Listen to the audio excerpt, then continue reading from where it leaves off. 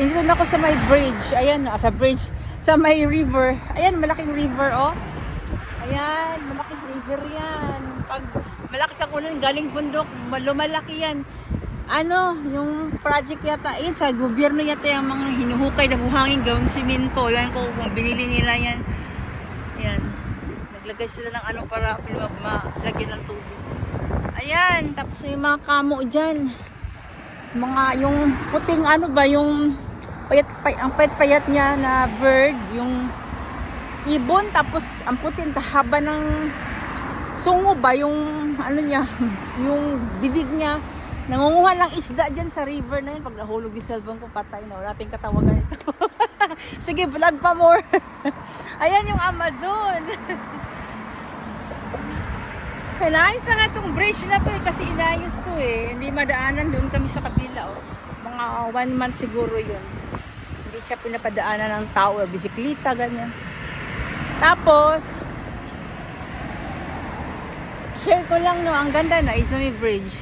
Gusto ko kasi minsan mag-hike guys, kasi diba hindi naman tayo gaano naglalakad, nagbabike ako, pero yung long walking talaga, minsan gusto ng paa ko, gusto ng katawan ko. Oo.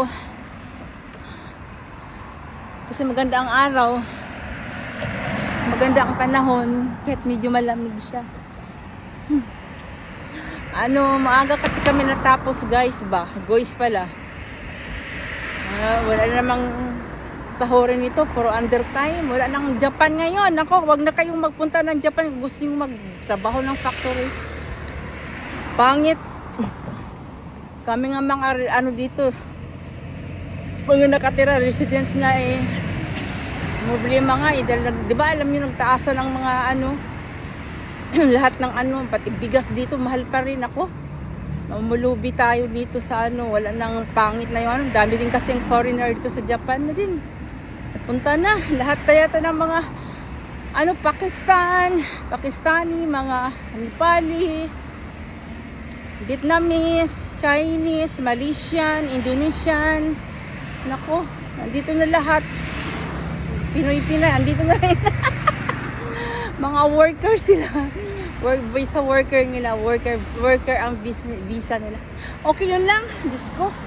Yun lang aking may share yung bridge, yung river. Okay, bye-bye. Thanks for watching. Share my video.